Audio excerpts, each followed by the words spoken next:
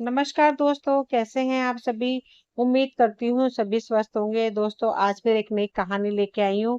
कहानी बहुत अच्छी है, सुनिएगा ज़रूर। तो चलिए कहानी शुरू करती हूँ।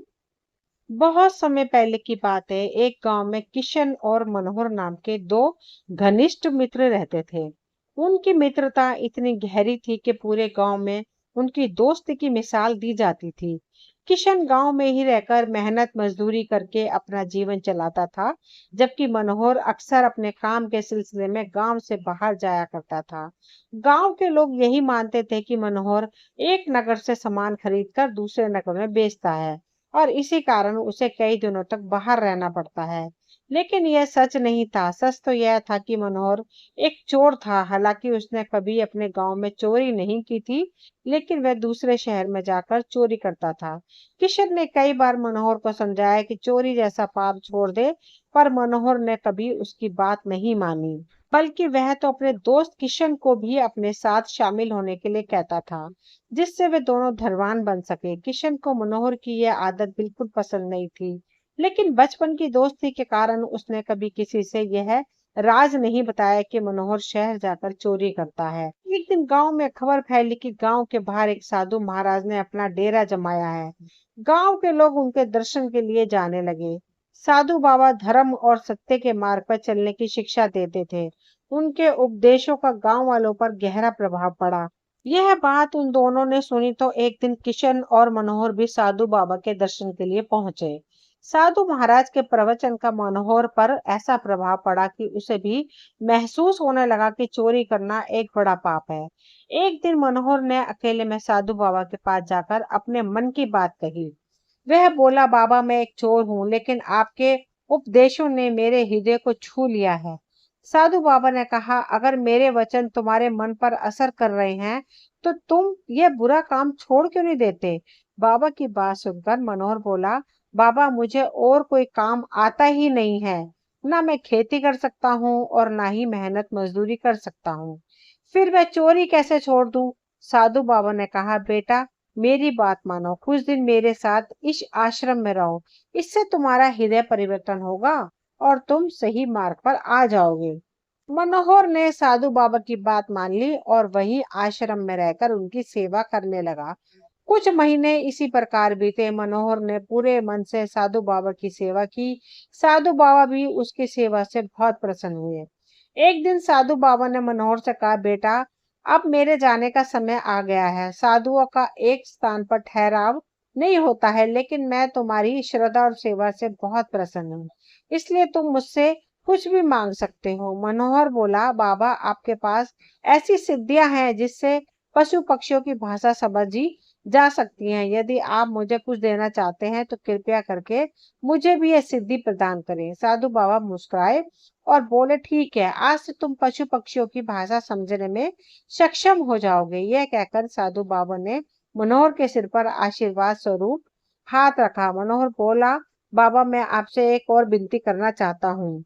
साधु बाबा ने कहा, बोलो बेटा क्या इच्छा है? मनोहर बोला, बाबा मैं आपके कहे अनुसार चोरी का काम छोड़ दूंगा, लेकिन मेरा जीवन यापन का क्या होगा? इसलिए मैं चाहता हूँ कि आप मुझे साल में एक बार चोरी करने की अनुमति दें। मैं केवल दीपावली के दिन एक बार चोरी करूंगा और उसके बाद कभी चोरी नहीं करूंगा। साधु बाबा मुस्कुराए और बोले, ठीक है बेटा, परंतु मेरी एक बात याद रखना, इस सिद्धि का उपयोग ईमानदारी से करना। यदि तुमने इसे गलत मार्ग पर चलने के लिए प्रयोग किया तो यह तुम्हारा विनाश का कारण बन जाएगी। इस प्रकार महात्मा जी मनोहर को आशीर्वाद देकर वहां से दूसरे गांव की ओर प्रस्थान कर गए। अब मनोहर साधु बाबा के साथ रहकर पूरी तरह बदल चुका था। उसका स्वभाव अब शांत और संयमित हो गया था। इसके बाद बदलाव को देखकर उसका मित्र किशन भी बहुत प्रसन्न था। अब मनोहर ने पूरी तरह चोरी करना छोड़ दिया, जैसा कि उसने साधु बाबा को वचन दिया था कि वह साल में केवल एक बार दीपावली के दिन ही चोरी करेगा। कुछ समय इसी प्रकार बीता। अब इधर किशन की बहन थी जो अब विवाह के योग्य हो चुकी थी। उसका विवाह तय हो चुका था और 15 दिन के बाद शुभ तिथि निर्धारित थी, लेकिन किशन जो मेहनत मजदूरी करके अपनी आजीविका चलाता था, उसके पास इतना धन नहीं था कि वह अपनी बहन का विवाह कर सके। किशन को चिंता सताने लगी कि बारातियों के स्वागत और भोजन का इंतजाम कैसे करेगा। सहायता के लिए किशन अपने कई रिश्तेदारों के पास गया, लेकिन किसी ने उसकी मदद नहीं की। सबने कोई ना कोई बहाना बनाकर उसे टाल दिया। सभी जगह से निराश होकर किशन अपने मित्र मनोहर के पास सहायता मांगने गया और उसने कहा, मनोहर, अब तो तुम ही मेरी सहायता कर सकते हो। तुम तो जानते हो कि मेरी बहन की शादी तय हो चुकी है और 15 दिन बाद बारात आने वाली है। मेरे पास इतना धन नहीं है कि मैं बारातियों के स्वागत और खाने पीने का प्रबंध कर सकूं। मैंने सभी रिश्तेदारों से मदद मांगी, लेकिन सबने मना कर दिया। अब तुम ही कुछ करो और मेरे लिए धन का इंतजाम कर दो। मैं तुम्हारे पैसे कुछ महीनों में लौटा दूंगा। मनोहर ने उत्तर दिया, दोस्त, मैं तुम्हारी परेशानी समझ सकता हूँ, लेकिन मैं तुम्हारी सहायता कैसे करूं? तुम तो जानते हो कि मैंने चोरी करना छोड़ दिया है और केवल दीपावली के दिन ही चोरी करने का संकल्प लिया है। लेकिन अभी दीपावली आने में 6 महीने बाकी है। ऐसे में मैं क्या कर सकता हूँ? किशन बोला, मुझे नहीं पता तुम कैसे करोगे, लेकिन मुझे 10 दिनों के अंदर 100 स्वर्ण मुद्राओं का इंतजाम चाहिए। अगर ऐसा ना हुआ तो मेरी बहन की बारात बिना शादी के वापस लौट जाएगी। मनोहर बोला, ठीक है दोस्त, तुम्हारी बहन मेरी बहन के समान है। मैं तुम्हारे लिए धन की व्यवस्था करूंगा। मैं 5 दिनों के लिए जा रहा हूँ। अगर मैं 5 दिन में लौट कर नहीं आया तो तुम मेरा इंतजार मत करना। किशन बोला, तुम जाओ, मैं ईश्वर से प्रार्थना करूंगा कि तुम जल्दी धन लेकर लौट आओ। अब मनोहर अपने मित्र की सहायता के लिए चोरी करने का इरादा लेकर यात्रा पे निकल पड़ा। चलते चलते वह एक नदी के पास पहुंचा। मनोहर को नदी पार करनी थी तो वह पानी में उतरा। तभी पीछे से किसी ने पुकारा, मित्र, मेरा इंतजार करो, मैं भी तुम्हारे साथ चलूंगा। मनोहर ने पीछे मुड़कर देखा तो वह मंदिर का पुजारी था, जो नदी पार करने के लिए उसकी सहायता मांग रहा था। पुजारी ने अपनी पोटली मनोहर को थमा दी और अपना एक हाथ उसकी ओर बढ़ा दिया। नदी पार करने लगे दोनों। तभी पीछे से किसी पक्षी की आवाज आई। मनोहर एकदम सतर्क हो गया और उसने अपना सिर ना में हिलाया। वे दोनों आगे बढ़ते जा रहे थे। तभी पीछे से किसी पक्षी की आवाज आई। मनोहर एकदम सतर्क हो गया और उसने अपना सिर ना में हिलाया। वे दोनों आगे बढ़ते रहे। जब वे दोनों नदी के बीच में पहुंचे तो फिर से पक्षी की आवाज आई। मनोहर ने एक बार फिर ना में सिर हिलाया। आखिरकार उन दोनों ने नदी पार की। मनोहर ने पुजारी को उसकी पोटली लौटा दी और अपनी यात्रा पर आगे बढ़ने के लिए चल पड़ा। लेकिन पुजारी ये जानने को उत्सुक था कि पक्षी की आवाज सुनकर मनोहर बार बार अपना सिर क्यों हिला रहा था।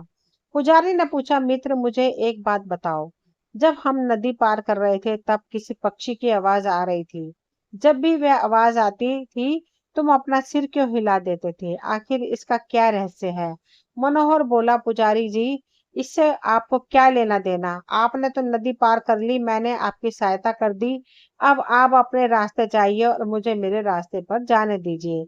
लेकिन पुजारी वहां से गया नहीं, बस जिद करने लगा। जब तक तुम मुझे यह नहीं बताओगे मेरे मन को शांति नहीं मिलेगी।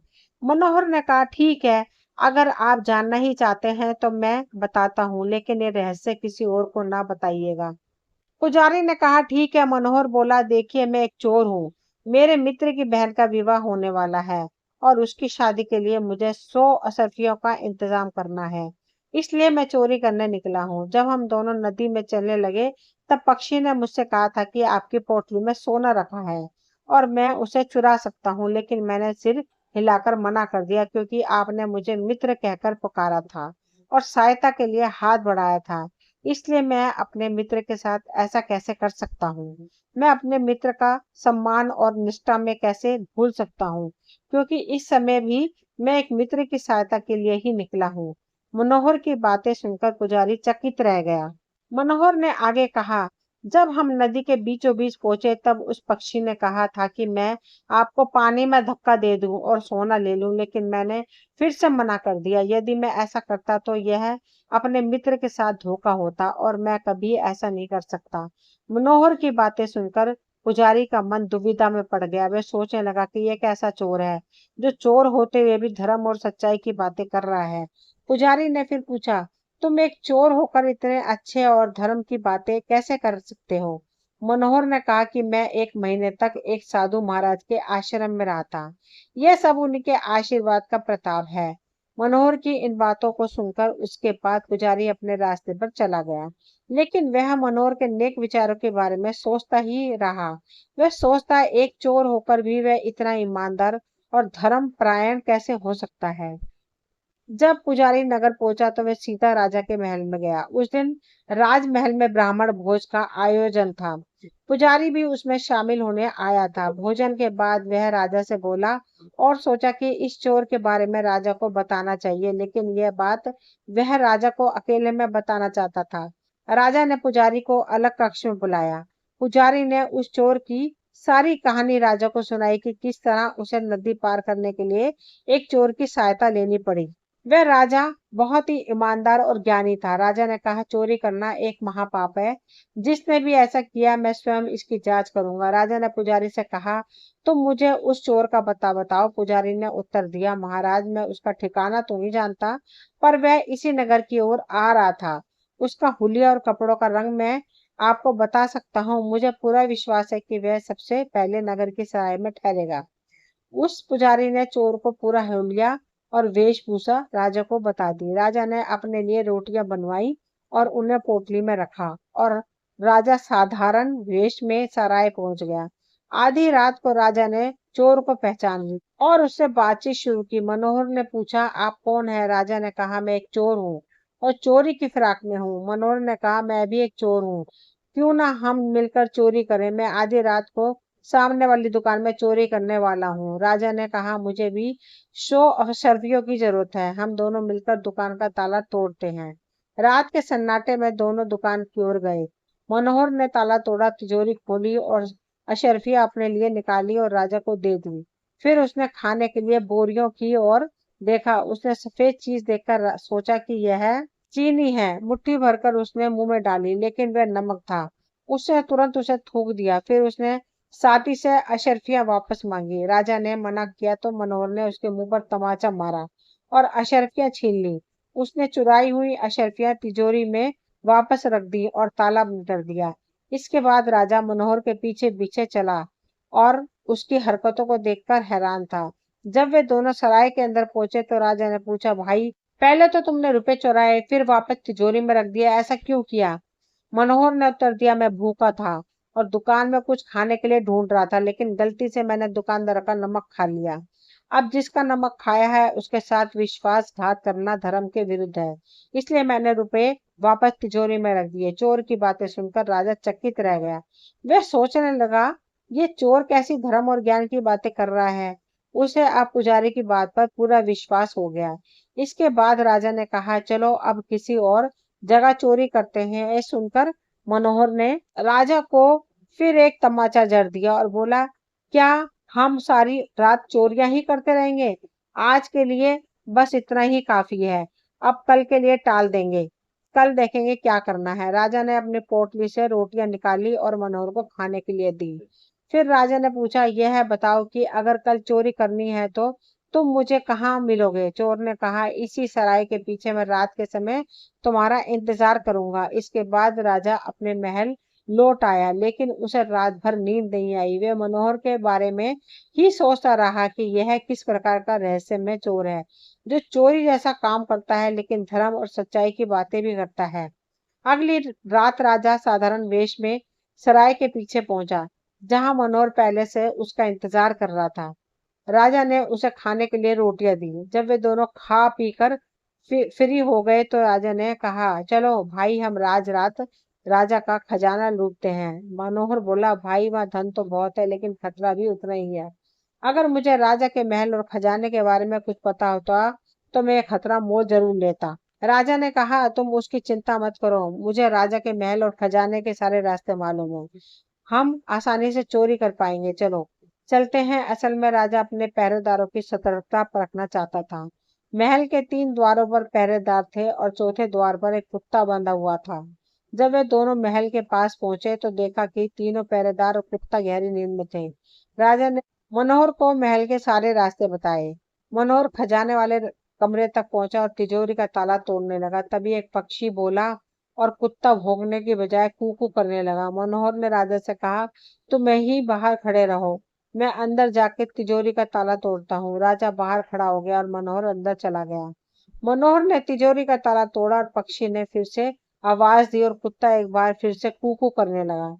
मनोहर ने कुछ अशर्फियां अपने लिए और कुछ राजा के लिए निकाली, लेकिन पक्षी और कुत्ते की प्रतिक्रिया सुनकर मनोहर ने रुपये वापस तिजोरी में रख दिए और राजा को कमरे के भीतर बुला लिया। अब राजा अंदर आया तो मनोहर उसके चरणों में गिर गया और बोला, महाराज मैं चोर हूँ और आप मेरे स्वामी हैं। आपने मुझे रंगे हाथों पकड़ लिया है।